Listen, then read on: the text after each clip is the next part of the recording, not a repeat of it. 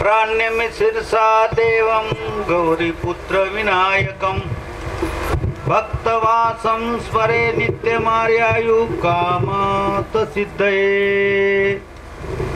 प्रथमं वक्रतुण्डश्च एकदन्तं द्वितीयकं तृतीयं कृष्णपिण्डकाक्षं गजवस्त्रं चतुर्थकं लंबोदरं पंचमश्च षष्ठमं निकटमेव च सप्तमं विघ्नराजेन्द्रं धूम्रवर्णं तटाष्टतं नवमं बालचन्द्रमश्च दशमं तु विनायकम् एकादशं तु गणपति द्वादशं तु गजाननं द्वादशतानि नामानि त्रिसन्ध्याय पठेन्नरः नच्च विघ्नभय्य तस्य सर्वसिद्धिकारं प्रभो।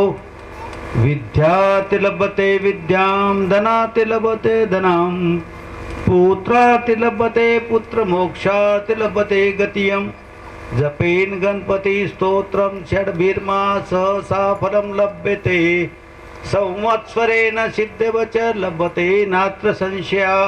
अष्टभयो ब्राह्मण्य भय्य च लिखित्वाय समर्पितां तस्य विद्यां भवेत् तत्सर्वा गणेशा प्रसादता। एकदन्ताय विद्महे वक्रतुण्डाय धीमहि तन्नो दन्ति प्रचोदयात्। ओम सर्वमंगलमांगल्ये शिवे सर्वार्थसाधिके शरण्ये त्र्यंबके गौरी नारायणी नमस्तुते। नमस्तुते महामाये शिवपीठे सूरपूजते शंख चक्र पद्म गदा हस्ते महालक्ष्मी नमस्तुते। ओम पार्थाय प्रतिबोधितां भगवतां नारायणेन स्वयं व्यासेन ग्रथितां पुराणमुनिनो मध्ये महाभारतम् अद्वैतं वर्षिणीं भगवतीम् अष्टादशाध्यायिनीं मम त्वामनुसन्दधामि भगवद्गीते भवद्देशनीयम्। नमस्तुते व्यास विशाल बुद्धे पुल्लारविन्दो यत्र पत्र नेत्र येन त्वया भारत तैलपूर्ण प्रज्वालितो ज्ञानमय प्रदीपा प्रपन्न पारिजाताय तोत्रवैत्रक्य प्राणये ज्ञानमुद्राय कृष्णाय गीतामृतं दुहे नमः। सर्वोपनिषदो गावो दुग्धा गोपालनंदना पात्सो वत्स सुधीर भोक्तां दुग्धं गीतामृतम् वसुदेव सुतं देवं कंसचाणूरमर्दनं देवकी परमानन्दं कृष्णवन्दे जगद्गुरु।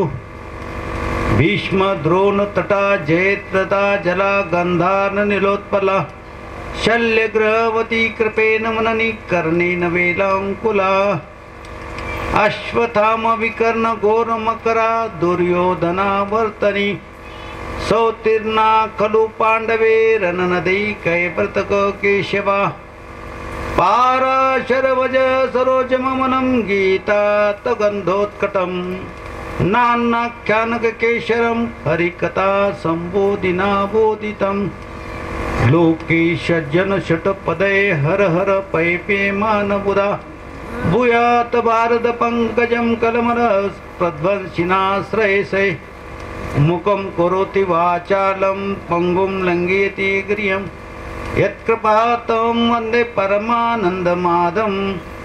यं ब्रह्मा वरुणेन्द्ररुद्रमरुता स्तुवन्ति दिव्यसत्त्वत्वै वेदे साङ्गपदाक्रमुपनिषद गायन्त्यं सामगा ध्यानावस्थि ततगतेन मनसा पश्यन्ति यं योगिनो यस्यान्तं न विदुः सूरसूरगणा देवाय तस्मै नमः देवाय तस्मै नमः देवाय तस्मै नमः।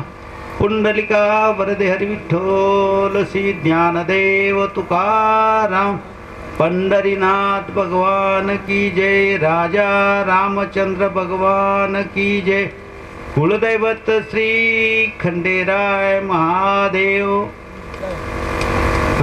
महादेव निळकंठेश्वर आहेत का कुठले कुठले महादेव आहेत नाव काय त्यांचं महादेवाचं आहे. हा, महादेवांचा.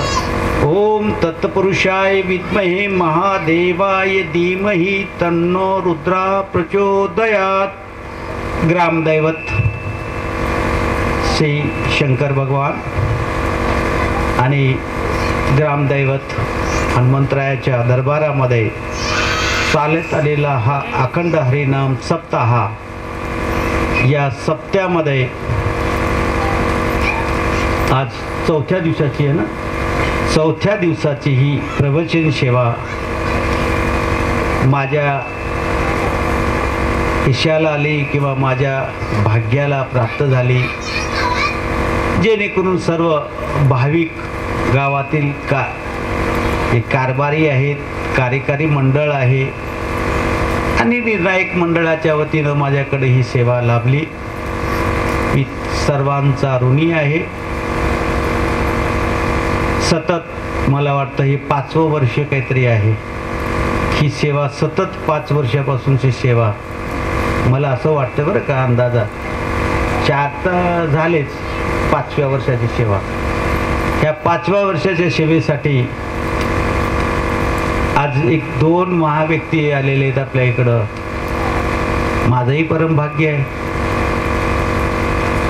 आपल्या गावच्या जवळच लंजवाड आहे. लंजवाडचे श्री शिवाजीराव पाटील लंजवाडकर ते आपल्या व्यस्त जीवनामध्ये नवे महाराष्ट्राच्या कोणाकोपऱ्यामध्ये, आंध्र प्रदेश, कर्नाटकमध्ये त्यांचे असे कार्यक्रम चालतात. मोठ्या मंडळामध्ये, मोठ्या सप्त्यामध्ये, मोठ्या कार्यक्रमामध्ये जिथं हजारावर संख्या असते, त्या संख्येला कव्हर करायचं काम त्यांच्या या यूट्यूब चॅनल नामाचा गजर पार्ट 1 या कार्यक्रमातून हे आज आपल्याकडं, हे त्यांचं एक 3रं नेत्र आहे. महादेवाचं 3रं नेत्र असतं ना, तशा प्रकारचं हे 3रा डोळा आहे. या डोळ्यानं जग पाहता येतं. आणि इथंच नाही, जगाच्या पाठीवर कुठेही कुण्याही वलयामध्ये जिथं मोबाईल चालतं त्या मोबाईलमध्ये त्याने पाहता येईल. अशा प्रकारची योजना त्यांच्याकडं आहे.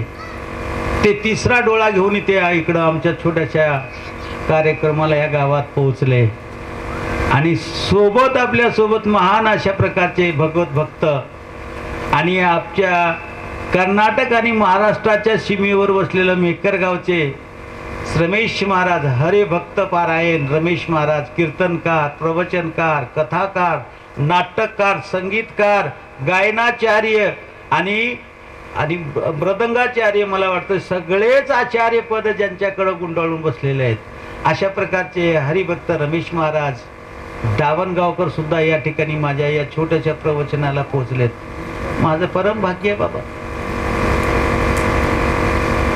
त्यांची हाजरी नांदेड आणि तिकडं आत्ताच 2 दिवसापूर्वी ते नांदेडच्या पलीकडे होते. कवा हैदराबादला, कवा तर बीडला, तर कवा कोल्हापूर, कवा सोलापूर, अशा प्रकारचे त्यांचे कर्नाटकमध्ये जिथवर मराठी चालते तिथपर्यंत त्यांची ख्याती प्राप्त असलेले आहे. तुमच्या गावच्या जवळचं असलं म्हणून तुम्हाला तेवढं वाटत नसेल, पण आम्हाला मात्र रमेश महाराज मेकरकर म्हटलं की तिकडं जालना जिल्ह्यामध्ये गेलं की नांदेड जिल्ह्यात गेलं की अरे वा हे का महाराज असं म्हणून लोक येतात. गावाच्या जवळ असले की त्याचं महत्त्व नसतंय, तेवढं ध्यान देत नाहीत, पण गावाच्या बाहेर दूर गेलं की मात्र त्याचं महत्त्व असतं. अशा प्रकारचे महान भक्त, एक कलेनं परिपूर्ण असलेलं व्यक्तिमत्व आपल्या या गावामध्ये प्रवचन ऐकण्यासाठी आले. माझं भाग्य आहे. खरं म्हणलं तर प्रवचनामधून थोडंसं राहिलेलं जे शिल्लक असतंय, कवा माणसाचं सांगता जर शिल्लक काही राहिलं तो शिल्लक भाग कीर्तनामध्ये घेतला जातो. मधून प्रवचनकार आणि कीर्तनकार जर ठेवले त्या दिवशी, तर त्या प्रवचनातून कीर्तनातून प्रवचनामध्ये जी गोष्टी साध्य करता येईल, जे सांगता येईल, ती तुम्हाला घेता येते. बरंच काही कीर्तनकार आणि प्रवचनकार असतील या ठिकाणी. असो, जी सेवा जेवढी मिळाली तेवढी प्राप्त करू. पण एक विशेष महत्त्व जर काही भगवंताला जाणून घ्यायचं असेल, भगवंताच्या जवळ जायचं असेल, भगवंताविषयी आपल्याला काही माहिती घेऊन करून घ्यायची असेल, जीवनामध्ये मानव देहाचं उत्तरदायित्व काय आहे हे जाणून घ्यायचं असेल, मानव देह हा कशासाठी जन्माला आपण आलो, या देहामध्ये आल्याच्या नंतर आपल्याला काय करायचं आहे, कुठं जायचं आहे, आलो कुठून, ह्या सर्व काही गोष्टी आपल्याला जर सहजपणे माहिती झाल्या तरी मला वाटतं 50% तरी या जन्मात आल्याच्या नंतर पूर्ण होईल. एकाच वेळेस येऊन तर होणार नाही, हे एका वेळेस पूर्ण होणार नाहीये बरं का. मानव देह हा एक थोडस म्हणजे आता याचं प्रमाण असं आहे, कधीतरी स्मशान वैराग्य ज्यावेळेस होतो, स्मशानामध्ये गेल्याच्या नंतर वैराग्याचे प्रकार 3 आहेत, मुख्यतः 3 प्रकार पडतात: स्मशान वैराग्य, प्रसूती वैराग्य आणि सत्संग वैराग्य. कीर्तनामध्ये बसल्यावर संसारामध्ये महाराजांचं चांगलं कीर्तन झाल्याच्या नंतर काही वाटत नाही की आता काही हे मानव देवामध्ये येऊन आपण भगवंताचीच भक्ती केलं पाहिजे, या प्रपंचामध्ये आपणाला काही मिळणार नाही, या संसारामध्ये येऊन आलेलं सुख आपणाला प्राप्त होणार नाही, अशी जेव्हा उदार अंतकरणामध्ये उदासीनता येते. पण ती आरती करेपर्यंतच राहते. आरती संपली की लगेच पायात चपल्या घातल्या की पुन्हा प्रपंचाने संसार सुरू होतो. स्मशानात गेलं, आक्रोश करताना, रडताना सगळे काही जवळ तुका म्हणे चिंती कुळीची देवता. तुकावरा महाराज म्हणतात वैराग्याबद्दल, तुका म्हणे चिंती कुळीची देवता. चिंतन कर कुळाचं शेवटच्या अध्यायामध्ये सांगतात. तुका म्हणे चिंती कुळीची देवता, सारावा भोवता शब्द मिथ्या. सुंदर असं वर्णन करून जातात. अरे बाबा, तू तुझ्या कुळीची देवतेचं चिंतन कर. ते चिंतन केल्यामुळे काय होईल, तुझ्या भोवताली बसलेले जे आहेत ना, ते ठाण मांडून बसलेले आहेत, बार बार उठायची, ऐकायची, बोलायची, काहीतरी सांग म्हणायची, ही अवस्था करतात. केव्हा? ज्या वेळेस तो बोला येत नाही, मरणासन्न अवस्था आहे, तो बोलावंसं वाटतंय पण बोल निघत नाहीत. परापश्यंती मध्यमा वैखरी, या वैखरीतून शब्द निघत नाहीत. कानाला ऐकू येत असताना काहीतरी इशारा करायसाठी सांगतो पण हात उचलत नाही. अशा मरणासन्न स्थितीमध्ये येऊन भोवताली रडतात आणि सांगतात, पण त्यावेळेस ते काही करू शकत नाहीत. पण तुकाराम महाराज काय म्हणतात, साराव भवता. हे सगळे बाजूला बसणाऱ्याने बोलत आहेत ना, हे कसे आहेत, आपलं काहीतरी हित तुमच्याकडं लपलेलं असेल या आशेनं, किंवा जे काही प्राप्त होतं ते आता मायेचा पदर निघून जात आहे असं समजून का होईना ते बोलत आहेत. स्वतःच्या काहीतरी हिताचं बोलत आहेत, पण तुमच्या जाणे येण्याबद्दल त्यांना काही चिंता नाही बरं का. सारावा भवता शब्द मिथ्या. म्हणून यांच्या शब्दाकडे तू जाऊ नको. हे काय बोलतात, कशासाठी रडतात, का बरं सुख होतात, कुणाला सुख वाटत असेल तुम्ही जाण्याबद्दल, तुम्ही कुणीतरी सोडून जाता याचं दुःख होत असेल, हे सुख दुःखाच्या पलीकडची अवस्था जर असेल, सारावा भवता शब्द मिथ्या. हे मिथ्या आहेत, खोट आहे. हे कोण म्हणाले? तुकाराम महाराज. केव्हा म्हणतात?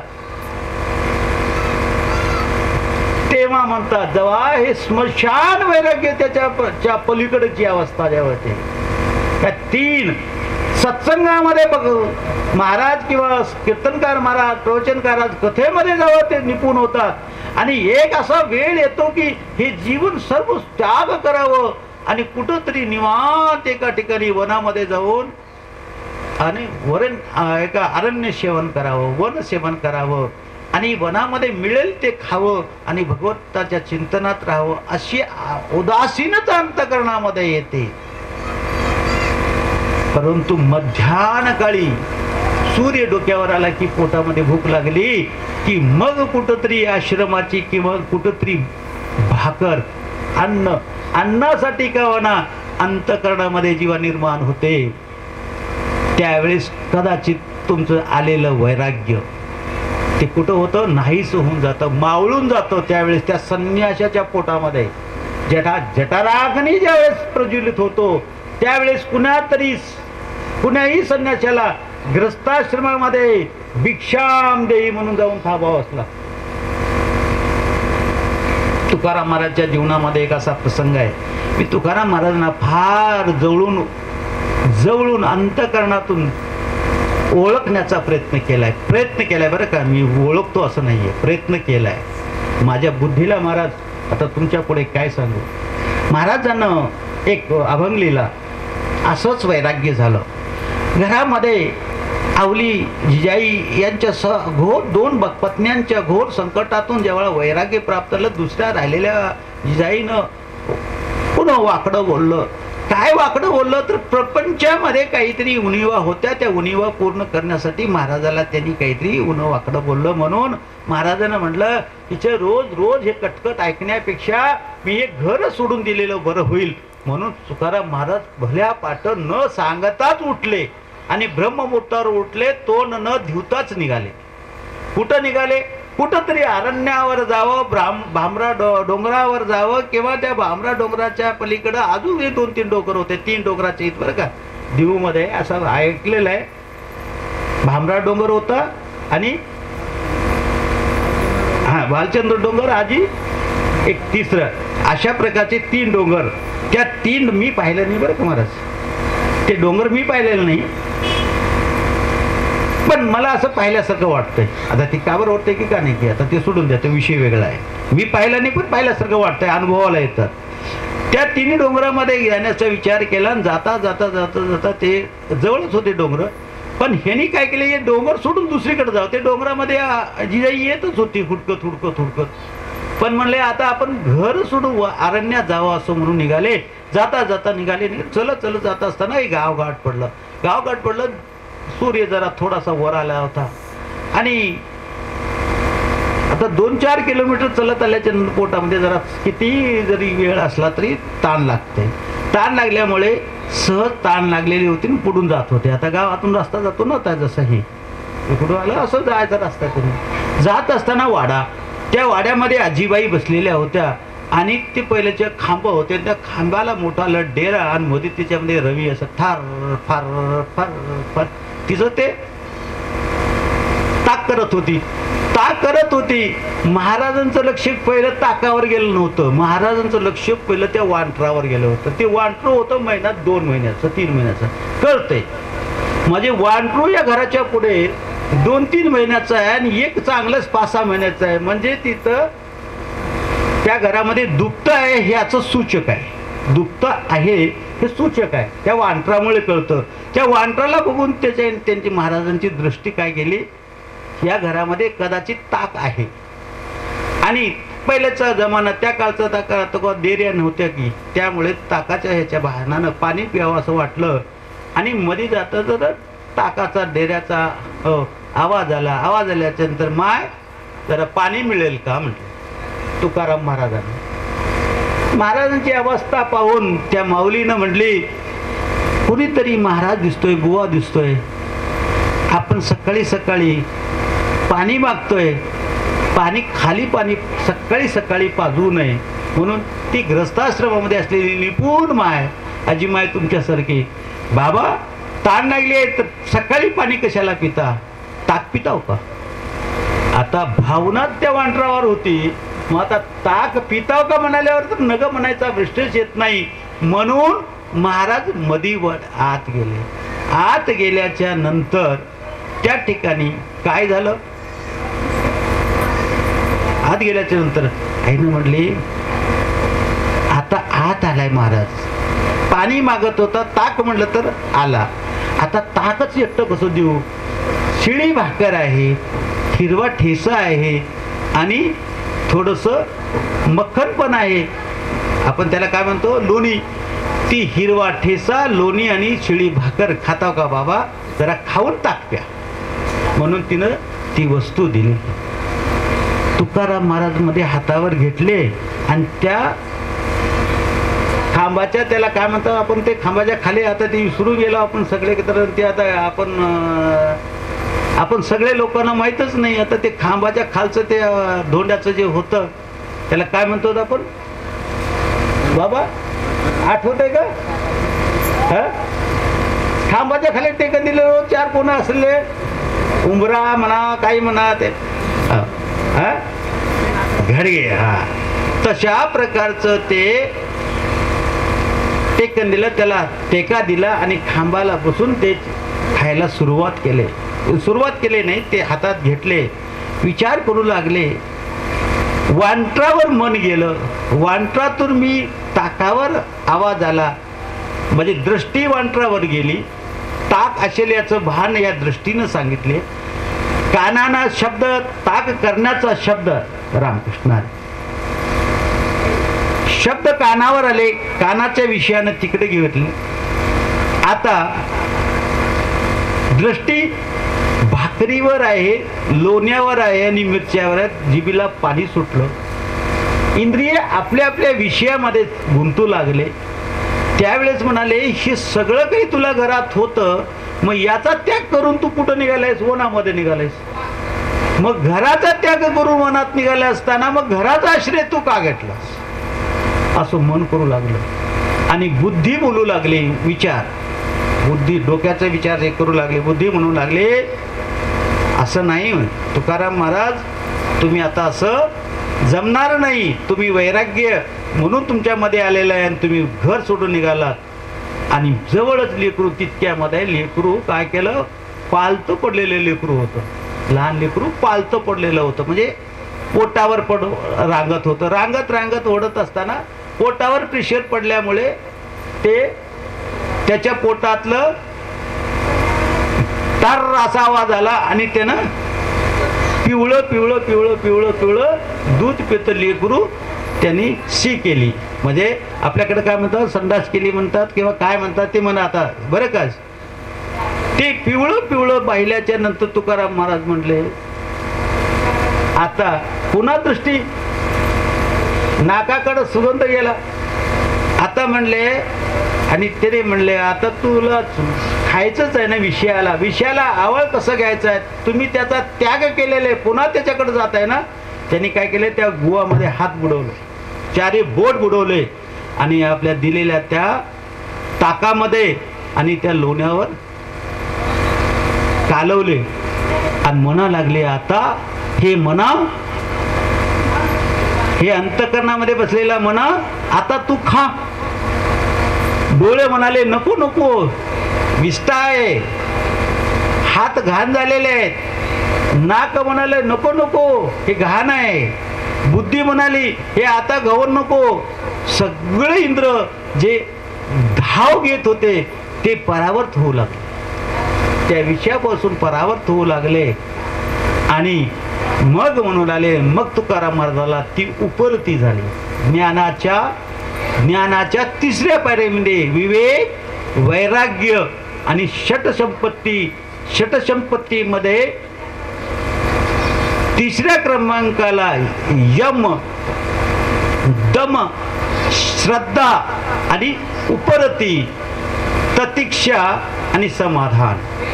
हो, जे उपरती झाली, जी 4थ्या पायरीवर, ज्ञानाच्या 3ऱ्या पायरीमध्ये 4थ्या क्रमांकाचं षटसंपत्ती मधलं 4थी संपत्ती जी आहे, प्रतीक्षा आणि उपरती आणि समाधान.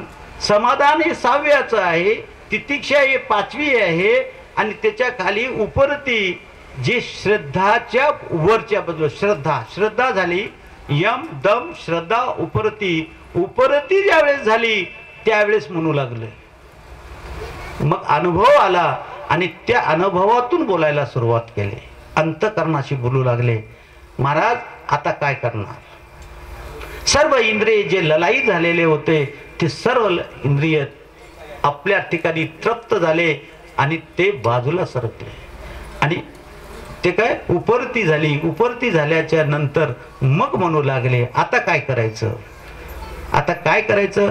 मग त्यावेळेस तुकाराम महाराजांच्या अंतकरणामध्ये बुद्धीचं स्फुरण ते स्वातंत्र्य भगवंतानं आम्हा सर्वांना ते स्वातंत्र्य दिलेलं आहे. कुणाकुणाला दिलेलं आहे? आम्हा सर्वांना ते स्वातंत्र्य दिलेलं आहे. आम्ही कर्म करत असताना कर्माचे प्रकार, कर्मामध्ये कर्म विकर्म आणि कर्म आहे, विकर्म आहे आणि अकर्म आहेत. त्या कर्मामध्ये अनेक प्रकार जर केले पुष्कळ असे प्रकार निघतील. मी ते कर्माचा आता घेत नाही. त्या ठिकाणी क्रियमान, संचित आणि प्रालब्ध. क्रियमानामध्ये, संचितामध्ये आणि प्रालब्धामध्ये शेवटच्या टोकाला जर पाहिलं तर शेवटच्या त्याच्यानंतर काय येतं? एक स्वातंत्र्य आणि इकडल्या बाजूला स्फुरणा. स्वातंत्र्य आणि स्फुरणा या तिन्ही क्रियमान, संचित आणि प्रालब्धाच्या ठिकाणी सुद्धा, प्रालब्धामध्ये सुद्धा मिळालेलं असतंय. ती मिळालेलं असतंय एक आहे अनुकूल परिस्थिती, अनुकूल स्थिती मिळते, एक प्रतिकूल मिळते आणि एक आहे मिश्रित. अनुकूल आणि प्रतिकूल हे दोन्ही अवस्थेमध्ये हे प्रालब्धामध्ये येतात. आता हे तुम्हाला सहज सांगता येणार नाही. कशा 100 एकरची जमीन मिळावी, पण ती 100 एकरची जमीन असून सर्व काही वैभव असून माणसामध्ये माणुसकीच जर नसेल, माणसातला तो माणसातच नसेल तर ते 100 एकरची जमीन सुद्धा असून सुद्धा काही कामाची नाही. सुंदर स्त्री आहे पण योगानं सुंदर स्त्रीला नपुसक जर भेटला तर ते कुण्या कामाचा? भरतार असो नपुसकासाठी काय करावा संसार? कशासाठी संसार करणार? अशा प्रकारची ही सानुकूल एक आहे, दोन्ही अनुकूल आहे आणि प्रतिकूल आहे आणि मिश्रित आहे. या तिघांच्याही खाली एक स्फुरण आणि स्वातंत्र्य, आणि ती स्वातंत्र्य भगवंताकडे आहे. ते स्वातंत्र्य प्रत्येक प्राण्याला कर्म करण्यासाठी स्वातंत्र्य दिलेलं आहे. त्याच्यामध्ये मी अडवा येत नाहीत. 18 अध्यायाचं पूर्ण चिंतन केल्याच्या नंतर मी तुला आता जे सांगायचं ते ज्ञान सांगितलं अर्जुना. आता इथून तुला जे काय करावं वाटतंय ते तू ठरव. मी तुला सांगणार नाही. हे स्वातंत्र्य तुझं आहे. युद्ध करायचं आहे का न करायचं आहे हे स्वातंत्र्य तुझं आहे. अशा प्रकारचं स्वातंत्र्य भगवंतानं त्या ठिकाणी त्यांच्या क्रियमान, संचित आणि प्रालब्धानुसार जे सगळ्याच्या ठिकाणी स्वातंत्र्य निस्फुरणा अंतःकरणामध्ये कुठंतरी कार्य करण्याची स्फुरणा जी येते ते केवळ भगवंताची एकमात्र सत्ता जी आमच्या वाट्याला स्वातंत्र्य म्हणून दिलेली आहे, स्फुरणा दिलेली आहे. म्हणून आपण जे कार्य करतो त्या कर्माचे भागीदार आम्ही आहोत. आम्ही भगवंतावर टाकू शकत नाही. म्हणून ही अवस्था आल्याच्या नंतर महाराजांना म्हणलं आता तुझं स्वातंत्र्य आहे आणि ती स्फुरण आहे, आता तुला काय करायचं ते कर. म्हणल्याच्या नंतर महाराज ती भाकर तसंच ठेवले, ते ताक तसंच ठेवले. म्हातारी बघतच राहिली. बाबा मोठ्या आशेनं आला होता पण ताकही पिला नाही, भाकरही खाल्ली नाही, उलट त्याच्यामध्ये विष्ठा कालवली आणि विचार करतच निघून गेला. आणि जाऊन महाराजांना वनात बसले आणि त्या ठिकाणी तुकाराम महाराजाच्या अंतःकरणात स्वातंत्र्य आणि स्फुरणा त्या अभंगाला काय जन्म दिला. काय म्हणून जन्म दिला? त्या अभंगाचं महाराज मी कशासाठी निघालो होतो घरातून? मी घरातून कशासाठी निघालो होतो? मला वैराग्य आलं होतं म्हणून निघालं होतं. परंतु त्या वैराग्याला हे इंद्रिय मागे लागले आणि इंद्रिय विषय त्याच्याकडे त्या ठिकाणी त्याच्या धावा घेऊ लागले आणि त्यांचं ते कार्य सिद्ध करून लागले नाही. म्हणून ही कीर्तन आवडले मज सोडून या लाज ह्याची करी. म्हणून ही कीर्तन आवडले मज सोडून लाज हेची करी. तप करिया गेलो, तप करताना गेलो, तप करिया गेलो. तपासी ते मन घात करू पाहे येऊनी सांगता इंद्रियाची. कवा कवा आता आमचं बुद्धी 65च्या पुढे गेलेले महाराज. आता बुद्धीला कवा कवा ना कवा खालून गेलं तर वरचं येतंय आणि कवा कवा वरचं विसरून जाते तर खालून येतंय. तर आमचं वेगळं असतं बरं का. आता आमची अवस्था अशी आहे ते अभ्यास करून करून करून करून रटून रटून ते पार सपाट व्हायला आले.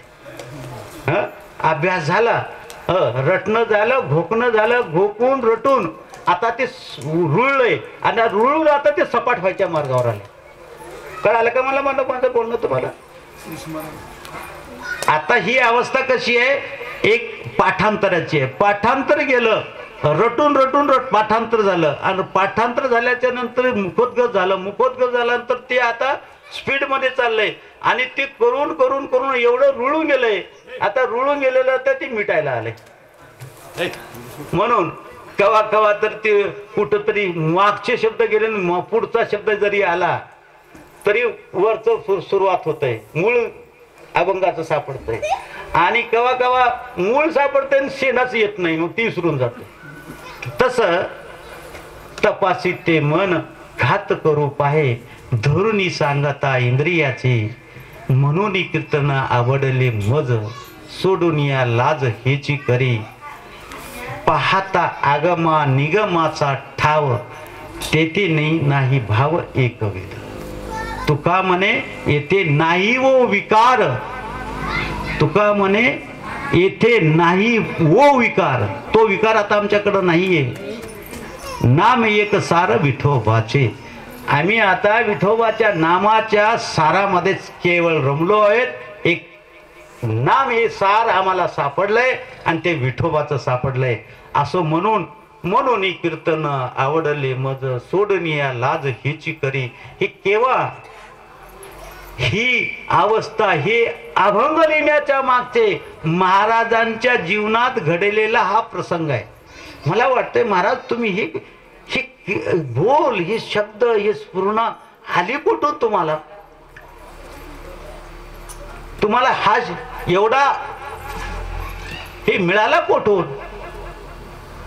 तर महाराज म्हणतात मी कुठं अभ्यास करायला गेलो नाही. मी माझ्या जीवनामध्ये हे सगळं तुमच्यासारखं प्रापंचिक जीवनामध्ये मी जगत असताना झालेले माझे अनुभव, ते अनुभव मी वाट्याला केले आणि त्याला शब्दाचीच रत्ने, तेच रत्न शब्दाचीच ते रत्न घेतले आणि त्या शब्दाच्या रत्नाचा हेरफेर जोडून त्याच्यातून अभंग निर्माण झाले.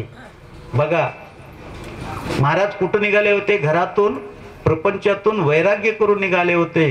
घडलं निकर्ष काय निघाला? तपासी ते मन, तप करायला निघालो होतो वनामध्ये. मन घात करू पाहे, घेऊन सांगता इंद्रियाची, डोळ्याची, कानाची, जिभीची, नाकाची, स्पर्शाची, ह्या सर्वाची सांगता घेतलं आणि त्या विषयाकडे वेगवेगळ्या विषय, डोळ्याचा पाहणे, कानाचा ऐकणे, जिभीचा नाकाचा सुंगणे, जिभीचा रस घेणे, स्पर्श, हे सगळ्या वस्तू मला त्याच्या विषयाकडे ओढत लागल्या आणि ओढाळ झाल्या. आणि ओढाळ झाल्यामुळे माझ्या जीवनाचा नाश करू पाहत होत्या, पण मी त्यांना सगळ्याला बंधन केलं आणि त्याच्यामध्ये विष्ठा टाकली. त्याच्यामुळे ते सगळे परावर्त झाले. कारण ते आता आवडलात का? होते, पण आवड आहे का? नाहीये. भूक कुणाला लागते? पोटाला. भूक कुणाला लागते मामा? पोटाला लागते. बर माऊली, आता तुम्ही मोठे आहात. भूक पोटाला लागते, पण लागलेली पोटाला भूक एका सेकंदात कुठं निघून जाते कळणार सुद्धा नाही. भूक लागते ते मनाला. पोटातली भूक ही क्षणिक आहे. अहो 6 महिने झाले भाकर गोड लागत नाही.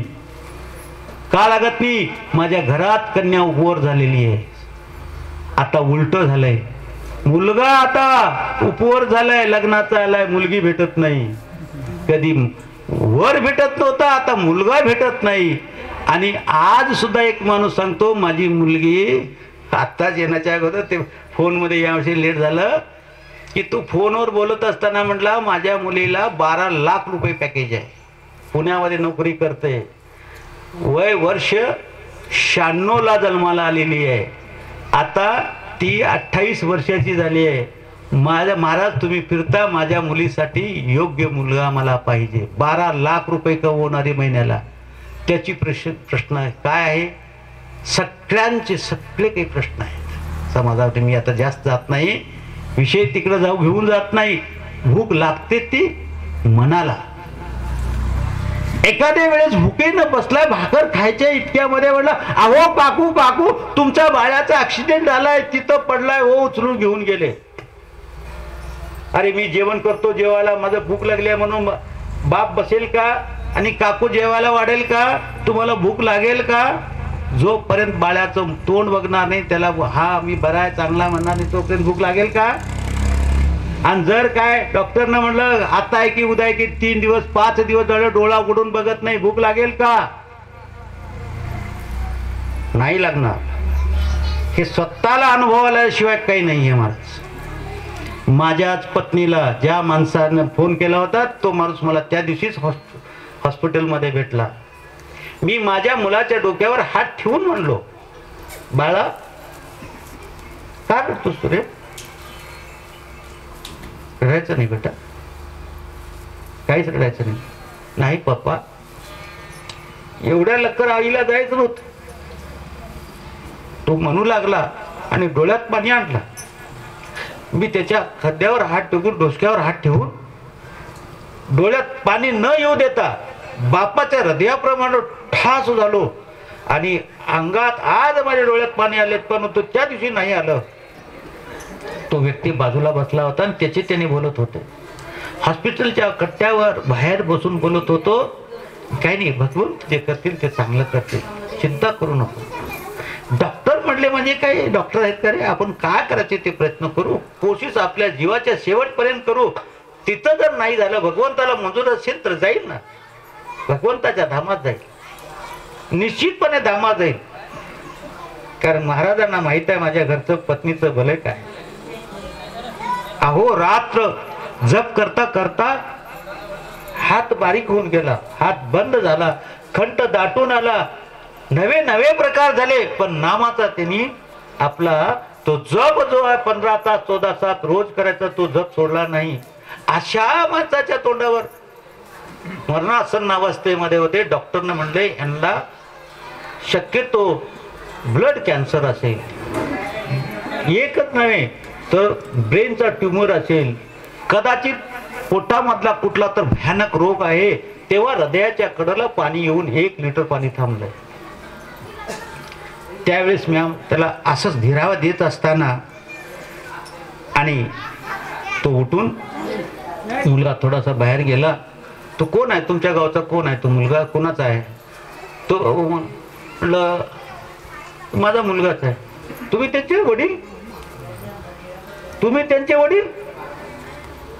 हो तुम्ही त्यांचे वडील. मग ती कोण आहे? माझी पत्नी आहे.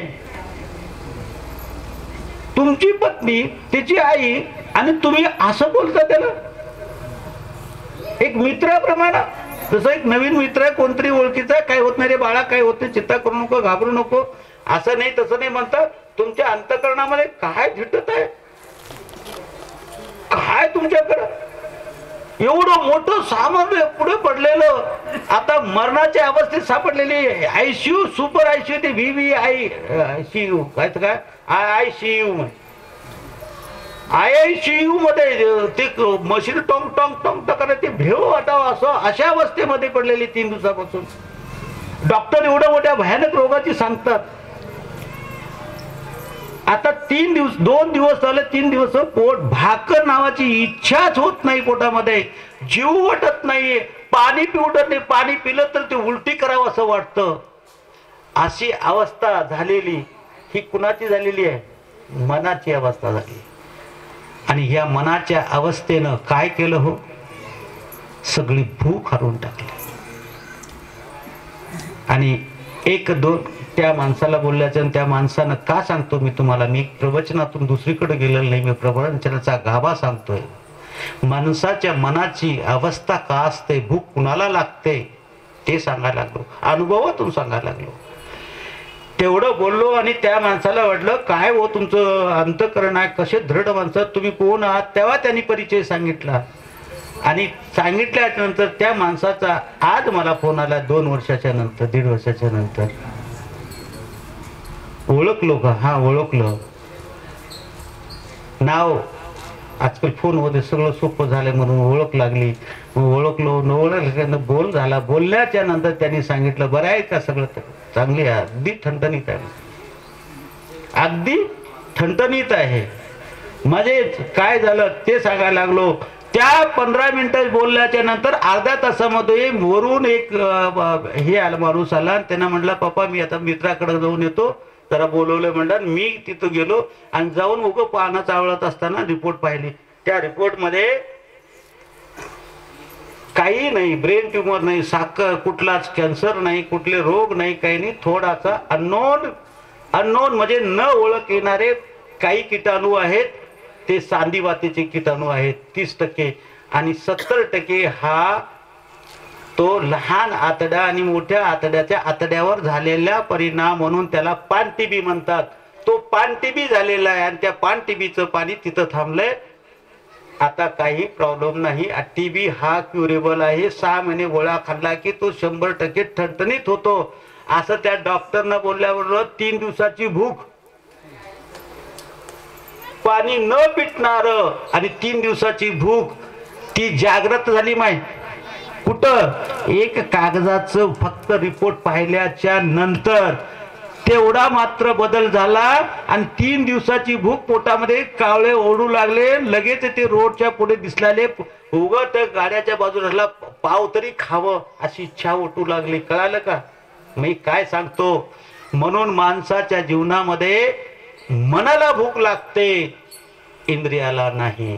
इंद्रिय फक्त म्हणून माझा मन करा रे प्रसन्न, मन प्रसन्न करेल त्याने भगवंताला प्राप्त करता येईल. म्हणून मन हे प्रसन्न करा, हे सर्वात मोठं तत्व आहे. आणि गीतेच्या याच ठिकाणी या ठिकाणी सांगितलेलं आहे. गीता असं म्हणजे अर्थ बोलाय म्हणजे मी त्याकडे जातो. असे भगवत भक्त जे असतात ना, भगवत भक्ताकडं त्यक्त्वा कर्मफला संगम नित्य तृप्तो निराश्रया. तुम्ही केलेल्या कर्माचं जे फळ आहे ना, ते फळ मात्र तुम्ही भगवंताच्या काय करा, पायावर ठेवा. रात्रीला झोपताना मी आज दिवसभर केलेलं कर्म जे आहे, त्या कर्माचं फळ कदाचित माझ्यासाठी पुण्य वाटत असेल, पण भगवंता शास्त्राच्या दृष्टिकोनातून ते पाप घडू शकेल. हो सकताय माझ्या दृष्टिकोनातून ते पापाची गोष्ट वाटत असेल, पण ते भगवंताच्या किंवा शास्त्राच्या दृष्टिकोनातून ते पुण्याची घडत असेल. मग पाप आणि पुण्य हे माझ्या हाती नाही. मागे कोण आहे? मंदिरात बोलू नका. पाप आणि पुण्य हे माझ्या हातात नाही. पाप पुण्य हे तुझ्या हाती. धर्माची तू मूर्ती, पाप पुण्य तुझी हाती. हे भगवंता, पाप पुण्य हे कुणाच्या हातात आहे? हे तुझ्या हातात आहे. ह्या पाप पुण्याचा साठा सर्व काही तुझ्या हातून होणार आहे. तू जसा तुझ्या सत्तेनं होणार आहे. मी साधक आहे. ह्या देह हा त्या भगवंताचा साधक आहे. त्याच्या सत्तेनं पान जर हलत असेल तर आमचा हात जो हलणार आहे, आमचं जे कार्य होणार आहे त्या भगवंताच्या सत्तेनं होत असतं. त्या सत्तेनं होत असताना सुद्धा भगवंतानं दिलंय, हे सर्व काही माझा जर मी करत असोल तरी, माझी माया ही जरी करीत असेल तरी मी तिचा करता नाही. बरं का? काय हे रज सत्व तम हे मायेचे 3 गुण असते. याचे व सात्विका भावा राजसा तामसाचे ये मत्तयव तान्विद्धी नत्वम तेशिते मयी. ती माझ्यापासून उत्पन्न झालेले जरी असतील हे मायेचे 3 गुण, ते माझ्या आधिपत्याखाली चालतात, पण मी त्याच्या आधिपत्याखाली चालत नाही. ही सृष्टी आपल्या पद्धतीनं हे तुमच्याकडून कार्य करून घेत आहे, पण या सत्य माझी स्वातंत्र्यता आणि स्फूर्णा मी तुम्हाला दिलेली आहे. म्हणून तुमच्या स्वातंत्र्यापर्यंत तुम्ही कार्य केलं ते तुम्हाला पाप आणि पुण्याची गणना शायद होऊ शकेल, त्याचं सुद्धा तुम्हाला मी करू शकणार नाही. त्यक्त्वा कर्मफला संगम, मी केलेल्या कर्माचं फळ ते पाप आहे का पुण्य आहे हे मला माहित नाही. भगवंता, मी तुझ्या पायावर अर्पण करतोय आणि मी आता मात्र उद्या सूर्योदयापर्यंत जे काही कार्य होईल ते कार्य सुद्धा तुझ्याच हातात आहे. असं म्हणून जो रात्रीला झोपत असेल तर त्याच्याजवळ काय उरतं शिल्लक? हो, काहीच उरत नाही. जे काही आहे ते जर त्याच्या पायावर सोडल्याच्या नंतर भक्तानं मग काही शिल्लक उरतच नाही. शिल्लक उरत नाही म्हणजेच काय होतं, त्यक्त्वा कर्मफला संगम, केलेल्या कर्माचा फळ ते त्याचा संग करून नित्य तृप्त निराश्रय, तो नित्य होतो, तृप्त होतो आणि निराश्रय होतो. या तिन्ही अवस्थेमध्ये, चारही अवस्थेमध्ये तो काय, तो संग झाला, केलेला संग झाला, संघामधून त्याला भोग घेतला, भोगून न भोगल्यासारखं राहिला की मग तो परावर्त झाला. मग त्याच्यामुळे त्याचं अंतःकरण नित्य होतो, दररोज होतं, मागे पुढे आणि भविष्यात. आता आहे, आता आहे आणि उद्या पिणं आहे. आता मध्ये काही आता आणि भविष्य काळात आहे आणि भूतकाळात मी आहे आणि वर्तमान काळात आहे. हे तिन्ही अवस्थे माझ्यामध्ये मी आहे आणि त्या तिन्ही अवस्थेच्या पलीकडं जो सदोदित सर्व काळ आहे त्या काळामध्ये मागे सुद्धा होतो, पुढे सुद्धा भगवंतासोबत राहणारच आहे, म्हणून तो नित्य आहे. आम्ही रामाच्या काळात होतो, रामाच्या अगदी हिरण्यकशिपू किंवा त्याच्याही पुढे जे सत्ययुग झाला, भक्त प्रल्हाद झाले, त्याच्यानंतर त्याच्या पूर्वी जे आहे ना प्रजापती दक्ष असतील, त्या आरंभी काळापासून ते शेवटपर्यंत आम्ही तुझ्या सोबतच राहणार आहोत आणि तुझ्या सोबतच जाणार आहोत. किती बार जाणं किती बार येणं याची काही गिनती नाही, असं ज्याला जेव्हा भास होतो, या ज्ञानामध्ये जो स्थित झाला मग तो तृप्त झाला, नित्य आहे, तृप्त आहे आणि निराश्रय आहे. मग मी इथं राहून सुद्धा तुझ्या सोबत आहे, पुढे सुद्धा मी राहणार आहे आणि आज मागे होतो, आता आहे आणि पुढे सुद्धा राहणारच आहे. मग पुण्या पुन्हा स्थितीमध्येच राहणार असतात, मग हा उठा ठेव कशासाठी? मग आधार हा तूच सर्वांचा जर मुख्य आधार असशील, मग पण एक बार असं एका संतानं फार सुंदर, चलती चक्की देख संत कबीरा रोय दो पाटण के बीच में आये साबुत बचे नुकय. उगत दळालेल्या म्हातारीच्या दळणाकडे बघून संत कबीर ढळ रडू लागले आणि रडत असताना त्याचे दाणे घालताना वाटला हे मध्ये दाणे जे चालेत सगळ्याचं पिटून पीठ होत आहे असं वाटलं. जन्म मरणाचं हे पाट आहे ना, हे पाट वरचं आणि खालचं, त्याच्यामध्ये जेवढे दाणे यायला लागलेत ते जळून खाक होऊ लागलेत आणि एकही वाचत नाही, सगळ्याचं पीठ होत आहे असं वाटलं आणि म्हणून त्याला रडू आलं. बुडतंय जग, बुडत्या जगाला एक कसं आहे, संताला कळवळा येतो आणि त्या बुडत्या जगाला पाहत असताना संताचा कळवळ्यामध्ये अंतकरण रडायला सुरुवात होतं. तसं संत कबीराचं झालं आणि ते रडू लागलं. त्यावेळेस म्हातारी म्हणाली लागली, ह्या येड्याला कळला गेले म्हणले. काय म्हणले ते? म्हातारी म्हणाली, ह्या कबीर येड्याला कळला गेलं म्हणलं म्हणून रडायला लागले म्हणलं. बघा, म्हातारी माणसं फार हुशार असतात बरं का, त्याचा अनुभव असतो महाराज. माझ्या तुमच्यासारखे माणसं आता अनुभवाचे माणसं, आता साधारण जीवाचे माणसं ना, तुमच्यासारखे माणसं वेगळे. मग ते माणूस म्हणू लागले, ते म्हातारी म्हणू लागली, चालती चक्की देख संत कबीरा काय कबीरा रोय, तू का रडतोस रे? हे कबीरा, हे चलते चक्कीला का रडतोस? म्हणलं तुम्ही जे दाणे येरण्यात ते घालतात त्याचं सगळ्याचं पीठ होलालंय आणि यांचं सगळं पीठ होलालंय, याचं जन्मून काही अर्थ नाहीये. हे पुन्हा काही कणीस होऊन राहणार आहेत का? हे जर पेरायला गेलं असेल तर कंस झाले, पण सगळं पेरायला गेलं तर कवा तरी कवा कोणीतरी खावंच लागणार आहे रे. म्हणून असायचं काही नाही, देते त्याच्या भाग्यात जसं आहे. तू ऐक म्हणले, था म्हणलं तुझं रडणंच बंद करते म्हणले. तिनं काय केले, ते जातं येणं संपलं आणि तिनं काय केले, असं वर केले आणि वर करून तिला दाखवले, चलती चक्की देख काहे कबीरा रोए, जो किल्ली से सटके रहे उसका बाका बाल न हो. कळालं का मला बोलणं? जे खुट्ट्याला धरून जे दाणे राहिलेले होते त्या पिठाच्या सोबत दाणे तिथं जाऊन बसले होते, खुट्ट्याच्या सोबत ते एवढे मोठे दाणे कडले. आयुष्यभर बी जर मी ह्याला जर धोंड्याला जर दात्याला दाण्याला नाही काढले, दळत बसले, जे येतील ते जातील, पण जे खरे आहेत ना, खरे जे ज्ञानाला प्राप्त झालेले आहेत, भगवंताच्या सानिध्यात झालेले आहेत, कर्मयोगानं कर्मयोगी झालेले आहेत, भक्तीमध्ये भक्ती योगी झालेले, ज्ञानाच्या स्थितीमध्ये ध्यान योगी झालेले, ध्यानाच्या स्थितीमध्ये ध्यान योगी झालेले आहेत, ध्यानस्थ झालेले आहेत. हे योग आहेत, भगवंताकडे जाण्याचे मार्ग आहेत.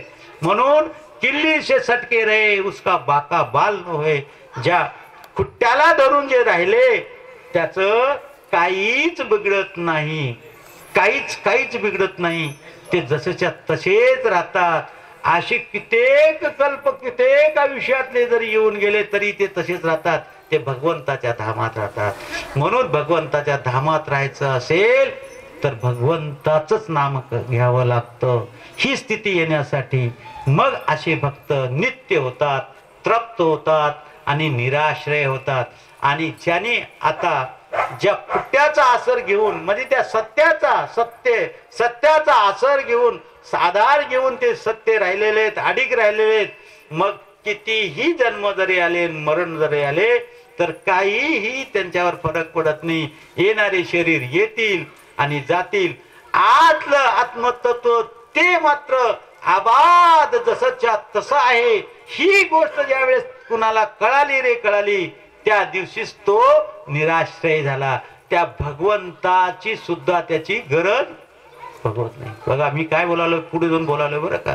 तुमच्या भगवंताची गरज नाही तर मग तुम्हाला कुणाची गरज लागते. अहो तो स्वतःच भगवंत होतो. कळालं का माझं बोलणं?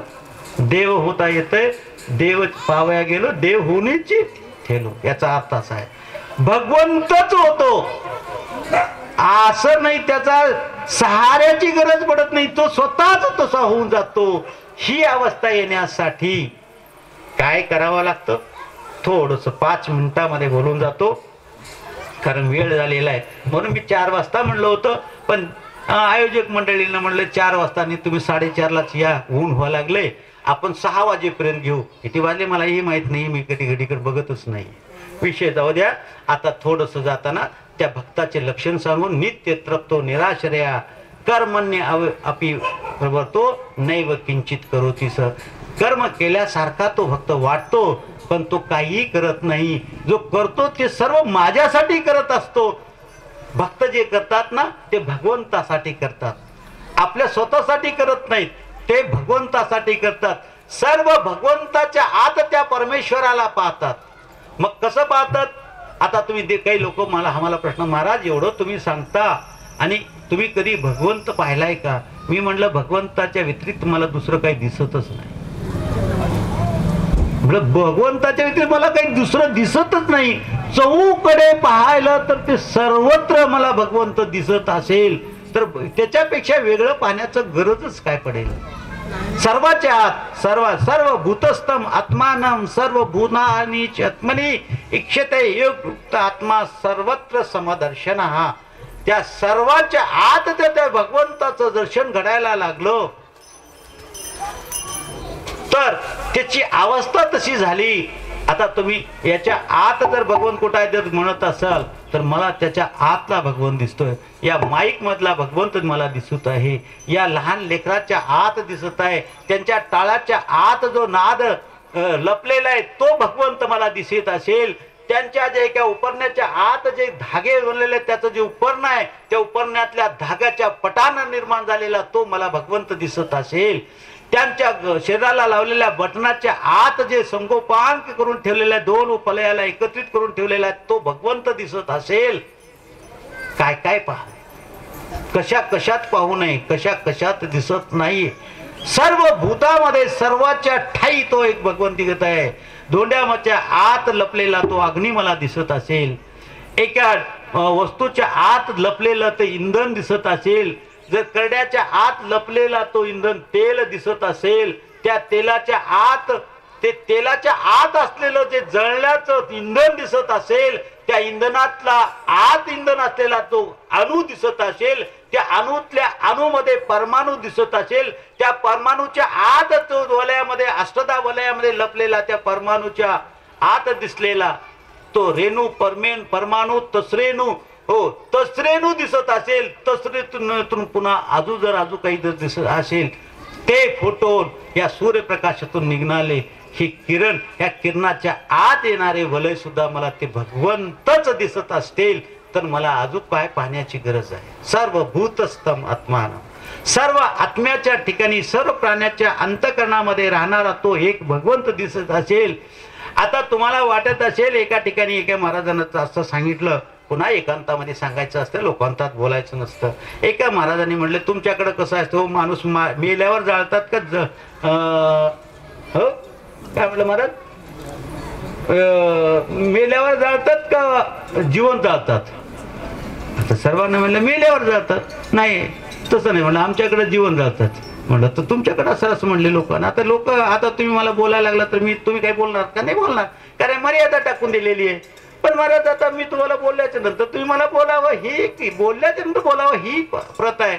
पण ते केव्हाही सहज म्हणलं महाराज आता तुम्ही कुण्या भाषेतून बोलावलं की त्या भाषेतून मात्र जिवंत वी जाळतात आणि एका भाषेतून माझ्याकडे होय महाराज तुमच्याकडे कसं जातात, मला मी पुढे बसवतो आणि ते बोलाय आलं की माझ्याच बोट आली आता माझ्यावरच. आता मी पुढे तिथं अधिष्ठानला असल्यामुळे धाकट्या देण्याची गोष्ट आहे. त्या महाराजांना प्रश्न केला, मलाच म्हणलं.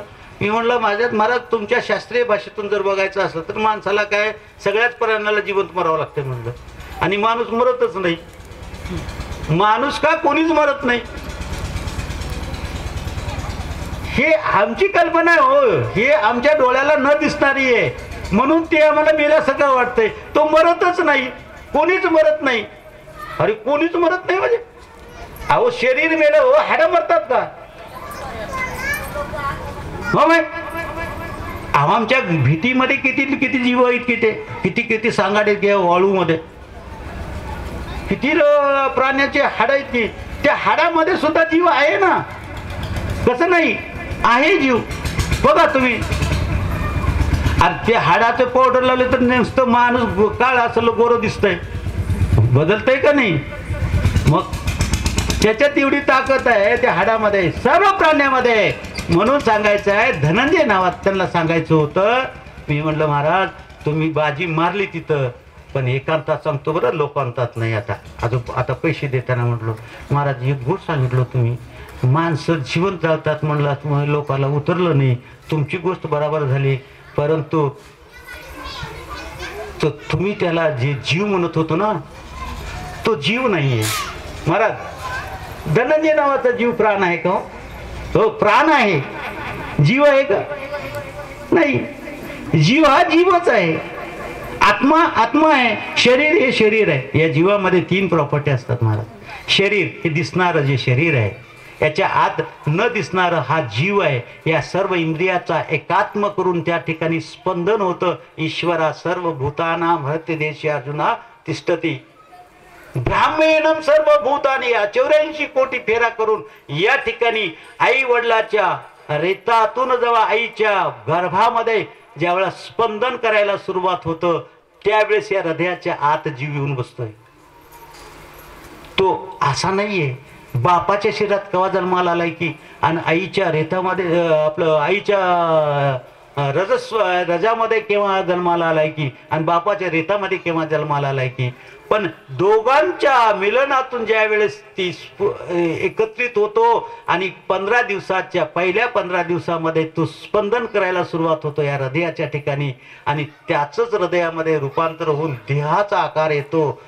ते मात्र ते ईश्वरा सर्व भूतानां सर्व भूताच्या आत ते स्थापन झालेलं आहे. मग आमचं जर 9 महिने होत असेल तर चिरटाच्या 24 तासामध्ये 48 तासामध्ये 24 तासामध्ये 48 पिढ्या जन्माला येतात. तर त्यांचं किती लवकर होत असेल?